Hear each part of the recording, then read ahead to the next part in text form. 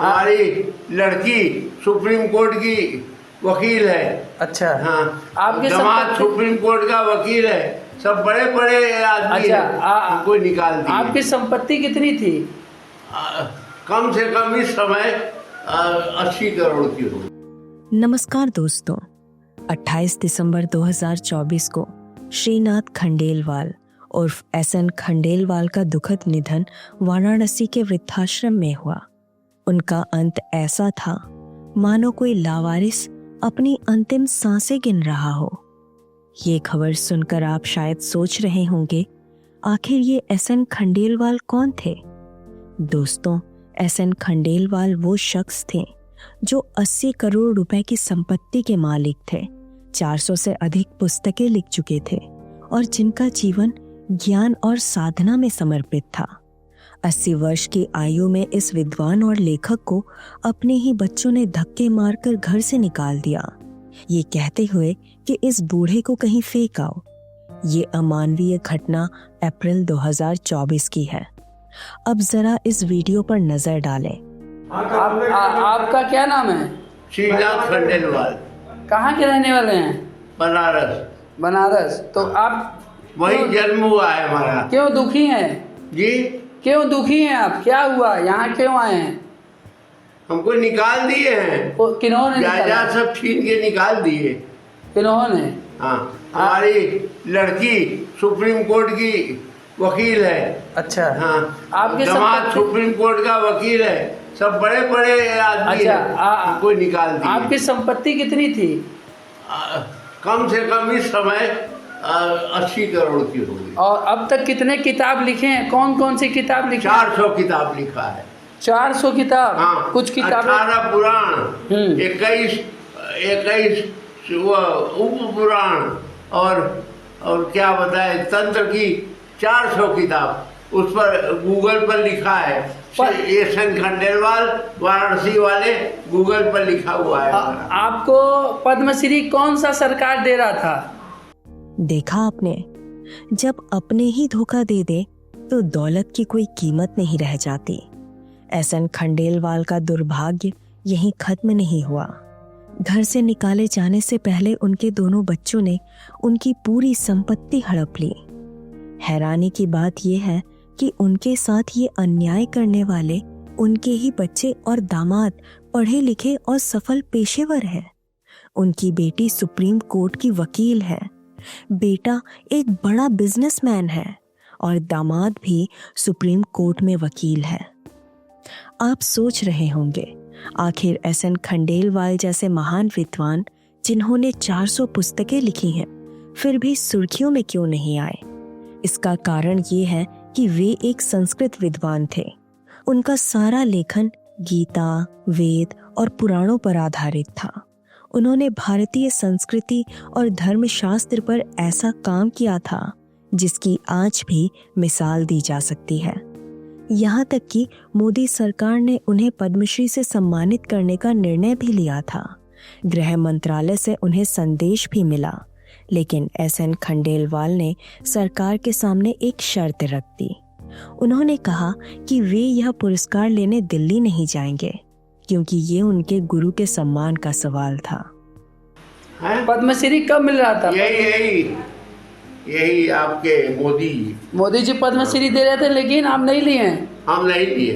क्यों? हमने कहा, हमारे गुरु ने कहा था कि अब लेने कहीं नहीं जाना है, घर पर आके दो, तो घर पर मिलेगी तो आएंगे, मैं कहीं आऊंगा नहीं। एसएन खंडेलवाल के गुरु थे गोपीनाथ कविराज। 1887 में जन्मे गोपीनाथ कविराज भारतीय संस्कृति और धर्म के क्षेत्र में एक महान विद्वान थे। उन्होंने वेद और पुराणों के कठिन श्लोकों पर शोध कर कई महत्वपूर्ण किताबें लिखीं। उनकी विद्वता से प्रभावित होकर उन्हें भारत सरकार ने पद्म विभूषण से सम्मानित किया था। उन्हें साहित्य अकादमी पुरस्कार भी मिला और उनके नाम पर एक विशेष डाक टिकट जारी किया गया था। गोपीनाथ कविराज का योगदान इतना बड़ा था कि उन्हें भारतीय धर्म और दर्शन के इतिहास में हमेशा याद किया जाएगा। लेकिन उनके जीवन का एक दुखद पहलू ये था कि जब उनका निधन हुआ तो सरकार द्वारा दिया गया पद्म विभूषण एक कोने में पड़ा था, जिस पर धूल चढ़ चुकी थी। एसएन खंडेलवाल ने अपने गुरु की ये सीख याद रखी कि अगर सरकार कोई सम्मान दे तो उन्हें खुद आकर तुम्हें वो सम्मान देना चाहिए, तुम खुद उस पुरस्कार को लेने मत जाना। इसलिए एसएन खंडेलवाल ने भी दिल्ली जाकर पद्मश्री लेने से इनकार कर दिया।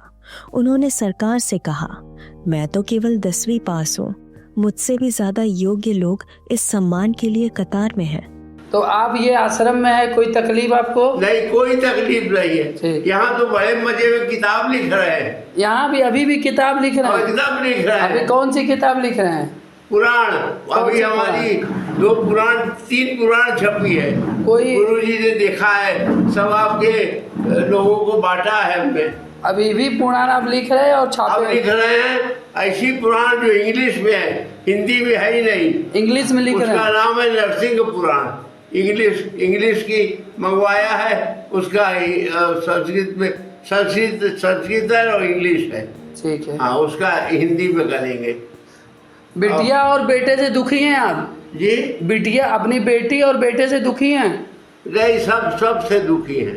किससे? वो सुप्रीम कोर्ट की वकील है बिटिया, मैंने पढ़ाया, डॉक्टरेट और बेटा आपका है कि नहीं? बेटा है? बच्चा है? बेटा किसका? आपका बेटा वो है कि नहीं? एक है, एक मर गया, एक बचा है। वो क्या करता है? जो है बेटा क्या करता है? बहुत बड़ा आदमी है। क्या नाम है? ससुराल का 50 लाख का तायात पाया है। क्या नाम है बेटे का? अनूप खंडेलवाल। कहाँ रहता है वो भी? बनारस। अनूप खंडेवाल। वो सब निकाल दिए हमको, कह दिए कि लाद के फेंक देना। जब एसएन खंडेलवाल को उनके बच्चों ने घर से निकाला तो एक मुस्लिम लड़की ने उनकी मदद की। वो लड़की वही थी जिसे एसएन खंडेलवाल ने कई साल पहले देह व्यापार में जाने से बचाया था। उस लड़की ने उनका एहसान नहीं भुलाया और उन्हें अपने घर में सहारा दिया। कुछ समय उस लड़की के घर में रहने के बाद एसएन खंडेलवाल वाराणसी लौट आए, जहां उनका जन्म हुआ था। अपने अंतिम दिनों में उन्होंने काशी कुष्ठ आश्रम में शरण ली। हम जब बीमार पड़े थे तो एक मुसलमान ने हमारी देख रेख किया। मुसलमान लड़की थी, उसको मैंने वेश्या बनने से बचाया था। दो लड़की की शादी किया है, उसने हमारी देख रेख किया इलाहाबाद। चलिए, उन्होंने कहा था, जो हुआ उस पर बात मत करो, मैं इस आश्रम में खुश हूँ। हाँ, यहाँ सुविधाएं नहीं हैं, लेकिन ये नर्क से बेहतर है।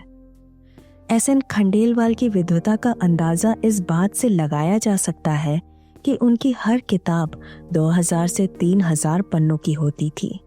उनकी सभी किताबें वेद, पुराण और महाभारत जैसे विषयों पर आधारित थी, लेकिन उनकी इस विद्वता को उनके ही बच्चों ने ठुकरा दिया। आज अगर आप गूगल पर एसएन खंडेलवाल की किताब सर्च करेंगे तो उनके नाम पर सैकड़ों पुस्तकें मिल जाएंगी, लेकिन समाज ने उन्हें वो सम्मान नहीं दिया जिसके वे हकदार थे। जब उनकी पहली वीडियो वायरल हुई थी तो वे उसमें बेहद दुखी दिखे।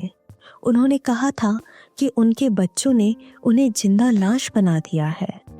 केवल 6 महीने में ही उन्होंने इस दर्द को सह लिया और वृद्धाश्रम में जीना सीख लिया। काशी कितनी बदली है?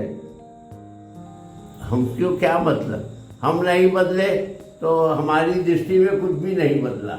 आज भी वही है, आज भी वेद पाठ हुआ हो रहा है, आज भी सब कार्यक्रम चल रहा है, कुछ नहीं बदली। हाँ, आधुनिकता बदल गई है और लोग धोती की जगह पैंट पहन के पूजा करने लगे, तो ये सब हुआ है। अनाचार तो उसके बारे में कहने में अपनी जबान गंदी होती है। बस किसी की निंदा नहीं करनी चाहिए। जो कर रहा है करो भैया, हैं? अपनी करने का फल प्रभु खुद दे। एसएन खंडेलवाल अपने अंतिम दिनों में भी गीता तत्व बोधिनी नामक एक किताब पर काम कर रहे थे। उनका कहना था कि ये किताब जल्दी ही प्रकाशित होगी। आज एसएन खंडेलवाल हमारे बीच नहीं है। उनकी कहानी भले ही इतिहास के पन्नों में खो जाए, लेकिन उनकी विद्वता और उनका संघर्ष हमेशा प्रेरणा देता रहेगा।